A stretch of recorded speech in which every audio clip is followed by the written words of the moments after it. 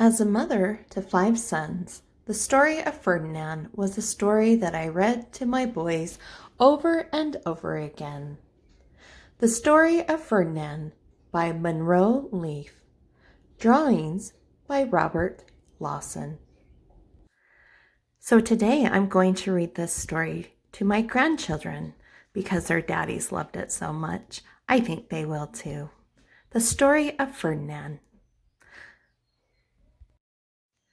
Once upon a time in Spain, there lived a little bull, and his name was Ferdinand. All the other little bulls he lived with would run and jump and butt their heads together.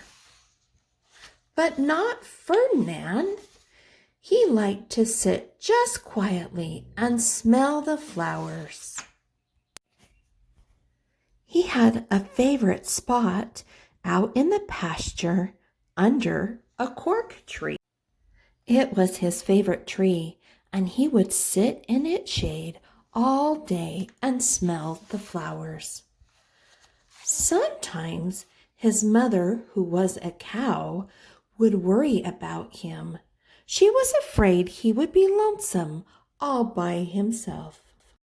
"Why don't you run and play with the other little bulls and skip and butt your head?" she would say. But Ferdinand would shake his head.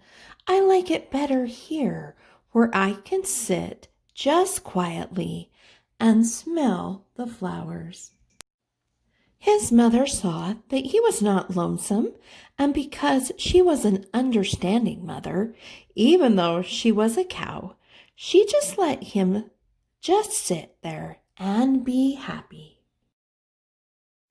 As the years went by, Ferdinand grew and grew until he was very big and strong. All the other bulls who had grown up with him in the same pasture would fight each other all day. They would butt each other and stick each other with their horns. What they wanted most of all was to be picked to fight at the bullfights in Madrid. But not Ferdinand. He still liked to just sit quietly under the cork tree and smell the flowers. One day, 5 men came in very funny hats to pick the biggest, fastest, roughest bull to fight in the bullfights in Madrid. All the other bulls ran around, snorting and butting, leaping and jumping, so the men would think that they were very, very strong and fierce and pick them. Ferdinand knew that they wouldn't pick him, and he didn't care, so he went out to his favorite cork tree to sit down. He didn't look where he was sitting, and instead of sitting on the nice, cool grass in the shade, he sat on a bumblebee. Well, if you were a bumblebee and a bull sat on you, what would you do?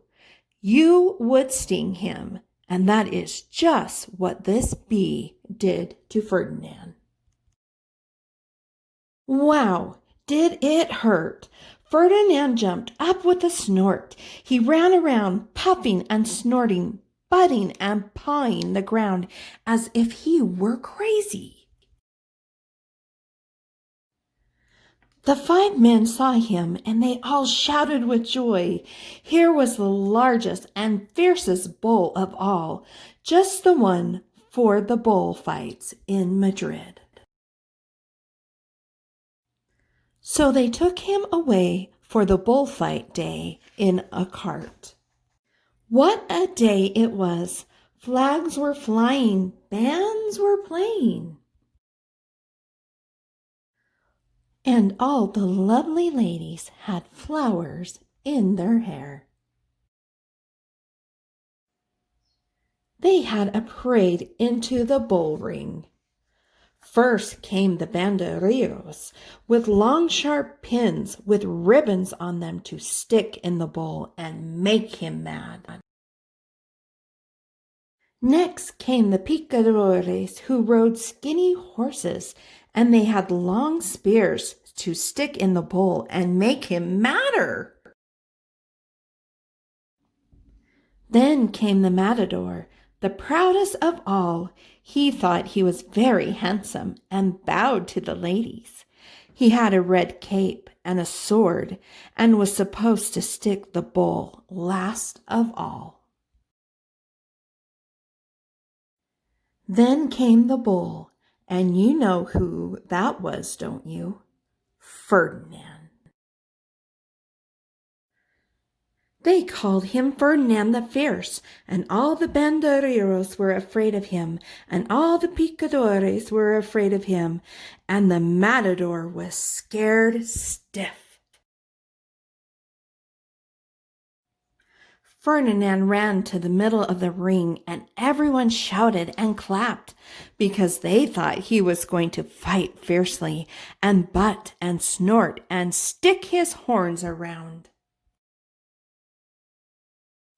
But not Ferdinand. When he got to the middle of the ring, he saw the flowers in all the lovely ladies' hair, and he just sat down quietly and smelled. He wouldn't fight and be fierce no matter what they did. He just sat and smelled, and the banderilleros were mad, and the picadores were madder, and the matador was so mad he cried because he couldn't show off his cape and sword. So they had to take Ferdinand home, and for all I know, he is sitting there still, under his favorite cork tree, smelling the flowers just quietly. He is very happy. The end. Thanks for listening to the story today. And grandbabies, I love you so much. Have a wonderful day, and as always, be grateful.